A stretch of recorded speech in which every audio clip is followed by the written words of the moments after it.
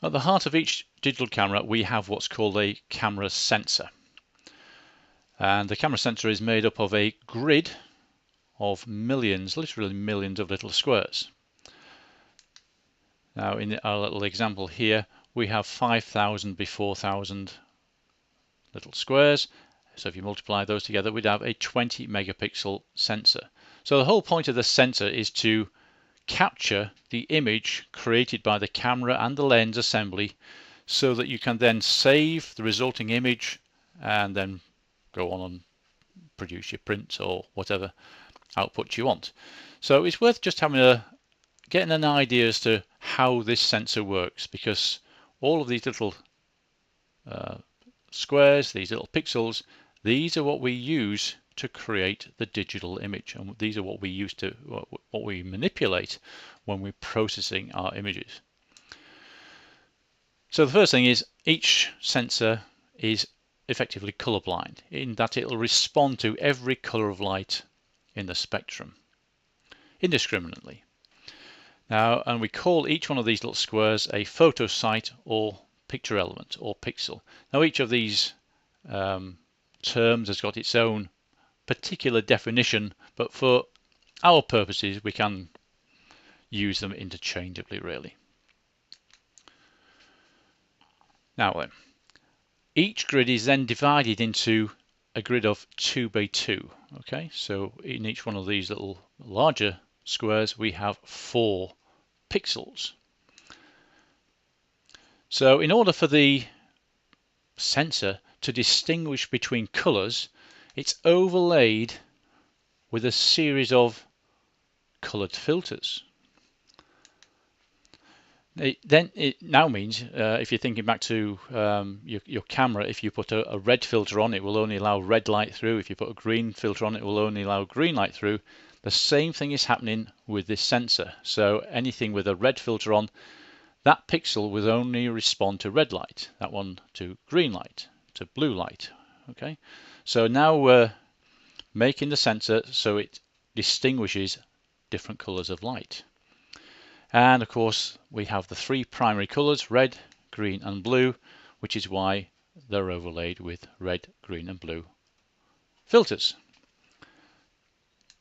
Okay, so if we have a quick close-up, you'll notice that there are actually 2 greens for every red and blue, and that tries to equate to the way the human eye responds more to green light than to red and blue. So it gives you the resulting image a better equivalent to the way the human eye responds. We call this arrangement a Bayer array, after the guy that designed the thing in the first place. And the camera computer uses this data to decipher the true colors of a scene. Okay.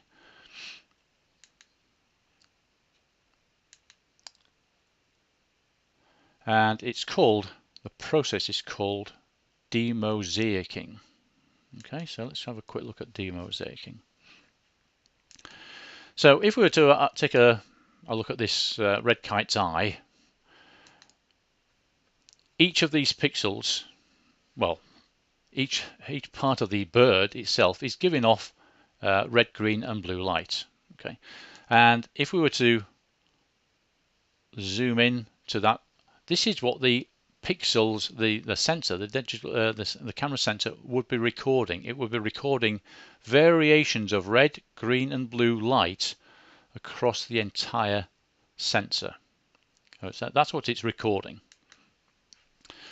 Now in order to change each of these pixels so that it responds to a full spectrum of colors, so that it's not just red, green or blue, it has to go through a process called demosaicing. So this is where the camera or the computer, if you're using raw files, intelligently interprets what the full color complement of each of these pixels should be. And it does that by looking at the colors of adjacent pixels to determine what the correct blend should be. And the demosaicing process will do that. So from that to that. Okay, so this demosaicing process is really important in achieving the correct kind of colors and preventing color fringes and all sorts of other anomalies that could be introduced through this demosaicing process.